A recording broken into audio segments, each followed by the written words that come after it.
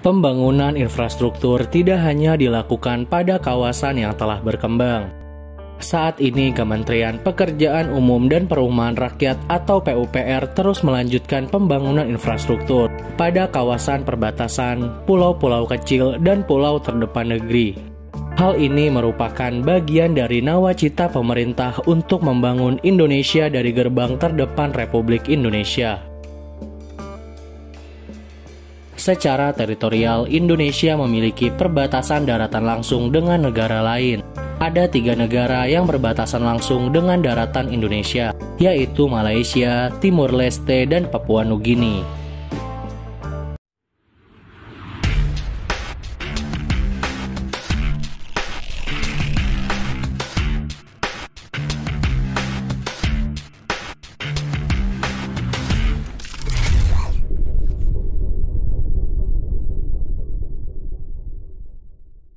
Kembali lagi di Fakta Menarik Channel yang bisa bikin kamu banyak tahu tentang dunia. Sebelum lanjut ke videonya, jangan lupa klik tombol like dan subscribe, biar kalian gak ketinggalan fakta menarik dari belahan dunia ini. Jika banyak masyarakat berpikir bahwa citra pembangunan negara dilihat dari ibu kota, hal tersebut sepertinya tidak demikian bagi pemerintahan saat ini. Presiden Joko Widodo dalam program nawacitanya ingin membangun negeri dimulai dari pintu gerbang atau wilayah terdepan negaranya.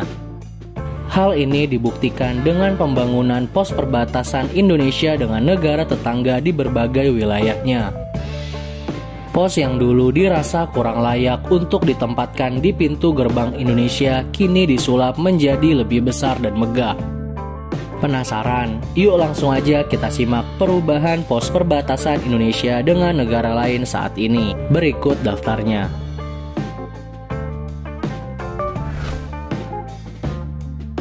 Yang pertama, PLBN Mota Ain di Kabupaten Belu, Nusa Tenggara Timur. Pos lintas batas negara Mota Ain terletak di Desa Silawan, Kecamatan Tasifeto Timur, di Kabupaten Belu, Timur Barat. Wilayahnya berbatasan langsung dengan Timur Leste. Pos lintas batas negara ini diresmikan oleh Presiden Jokowi pada tanggal 28 Desember 2016. Arsitektur bangunan diadaptasi dari budaya yang ada pada masyarakat Belu. Presiden Jokowi dalam sambutannya menuturkan, sebelum PLBN ini dibangun, bangunan perbatasan yang ada di Mota Ain sangat tidak layak. Kalau dibandingkan dengan pos lintas yang ada di negara sebelah, benar-benar sangat memalukan. Nah, sekarang kita bisa lihat nih perbatasan Indonesia dan Timur Leste di PLBN Mota Ain.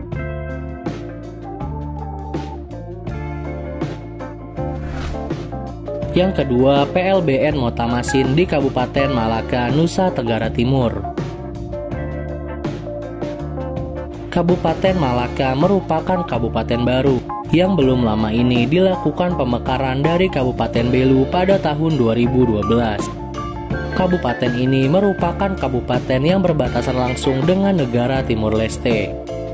Pemerintah Indonesia terus melakukan pembangunan di daerah-daerah perbatasan untuk meningkatkan kesejahteraan masyarakat di wilayah perbatasan. Baru-baru ini pemerintah Indonesia baru saja membangun pos lintas batas negara Mota Masin yang berada di wilayah Kecamatan Kobalima pada tahun 2018.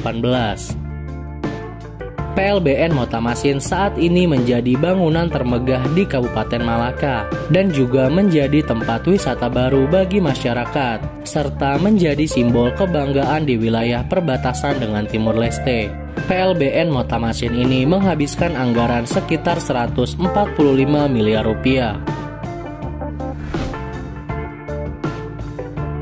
Yang ketiga, PLBN Entikong di Kabupaten Sanggau, Kalimantan Barat. Kabupaten Sanggau adalah salah satu kabupaten paling ujung di Provinsi Kalimantan Barat.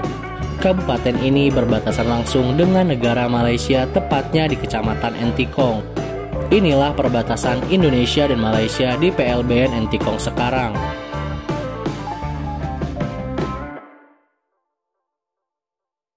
perbatasan antara Kalimantan Barat dan Malaysia ini sempat menjadi perhatian karena dianggap tidak layak.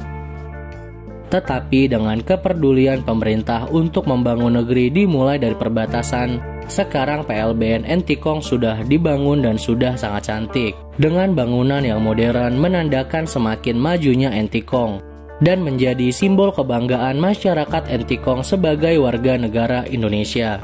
Proses pembangunannya menghabiskan waktu selama 2 tahun dan pada 21 Desember 2016, pos perbatasan Entikong diresmikan oleh Presiden Joko Widodo.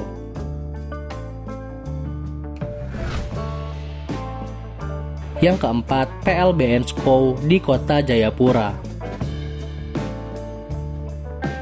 Pos lintas batas negara ini terletak di Kampung Skow, Distrik Muara Tami, Kota Jayapura. PLBN ini diresmikan oleh Presiden Jokowi pada 9 Mei 2021.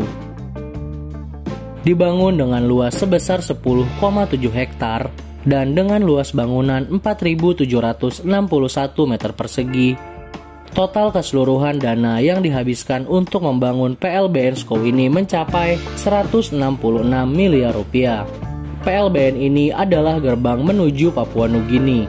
Pos yang terletak di beranda negara ini tidak hanya berfungsi sebagai gerbang keluar masuk, tetapi juga mengurangi aktivitas ilegal warga yang tidak memiliki paspor yang berusaha masuk ke daerah Indonesia. Dan sekarang tempat ini juga menjadi tempat wisata baru bagi masyarakat di Jayapura. Yang kelima, Kabupaten Nunukan, Kalimantan Utara. Kabupaten Nunukan adalah kabupaten paling ujung di Provinsi Kalimantan Utara. Di kabupaten ini banyak daerahnya yang berbatasan langsung dengan Malaysia dan memiliki banyak pos perbatasan. Salah satu perbatasan yang paling terkenal adalah perbatasan yang ada di Kecamatan Sebatik. Kecamatan Sebatik merupakan sebuah pulau yang terbagi menjadi 2. Di utara Pulau Sebatik adalah Malaysia, dan di selatan adalah negara kita, Indonesia. Di Pulau Sebatik berdiri kokoh Tugu Garuda yang bertuliskan NKRI harga mati. Selain itu, yang paling unik di perbatasan ini adalah adanya sebuah rumah warga yang berada di antara kedua negara. Teras dan ruang tamunya berada di Indonesia, sedangkan dapur dan kamar mandinya berada di negara Malaysia. Yang keenam, PLBN Aruk di Kabupaten Sambas, Kalimantan Barat. Presiden Jokowi meresmikan pos perbatasan Aruk yang memisahkan Kalimantan Barat dan Malaysia pada tanggal 17 Maret 2017. Desain PLBN Aruk ini diakui Presiden sebagai yang terbaik di antara pos perbatasan lain. Tidak hanya diperuntukkan bagi pengawasan, pos ini diharapkan dapat membawa kesejahteraan bagi masyarakat sekitar. Zona inti PLBN Aruk dibangun di atas lahan 9,1 hektar dengan luas bangunan 7.619 meter persegi dan menghabiskan anggaran sebesar 131 miliar rupiah. Nah, itu aja perubahan pos lintas batas negara Indonesia dengan negara lain. Gimana menurut kalian? Sekarang sudah jauh lebih baik kan? Buat kalian yang mau keluar negeri tanpa naik pesawat atau melihat megahnya bangunan di perbatasan Indonesia, bisa nih buat atur jadwal datang ke tempat-tempat ini. Terima kasih sudah menonton videonya. Jangan lupa klik tombol like, share, subscribe, dan bunyikan loncengnya biar kalian gak ketinggalan fakta menarik dari belahan dunia ini.